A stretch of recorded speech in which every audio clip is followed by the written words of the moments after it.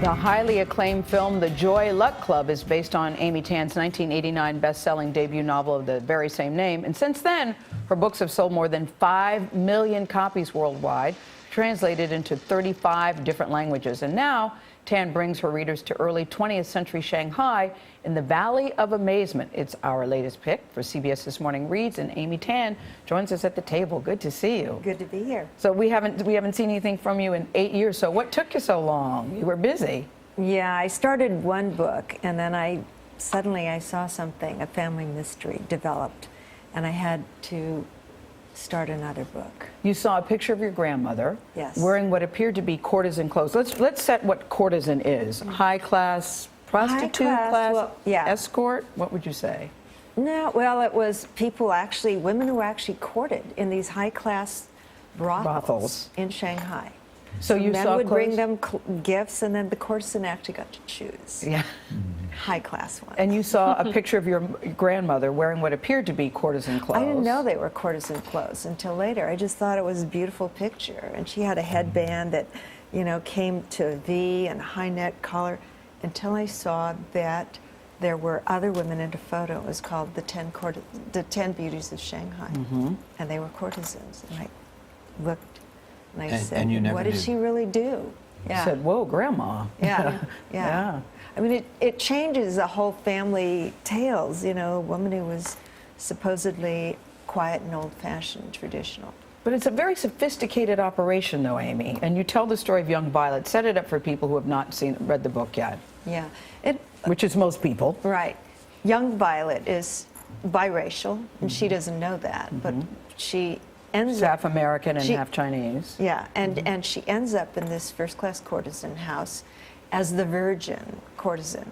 And she goes through a life in which she has to accept who she is, her circumstances of not only being Chinese, but also being a courtesan in this house. Going from being an American with privilege to a woman who is now Chinese, which in those days was quite different. A lot of separation of the cultures, the races. And the story that you tell, I mean, through her narrative, it's quite brutal for women. I mean, there's a beauty to what they're doing. There's an artistry to it, but they endure a lot. They do, but you have to also realize that a lot of women had it even worse. I mean, they were on a continuum of the sex trade, and they were at the highest level, and it went down to sex slaves who were just, had a brutal life and died early, died before they were even in their teens. And women who were not in these high-class houses were very restricted in what they could do. But in the first-class houses, they got to get up when they wanted, they got to eat what they wanted.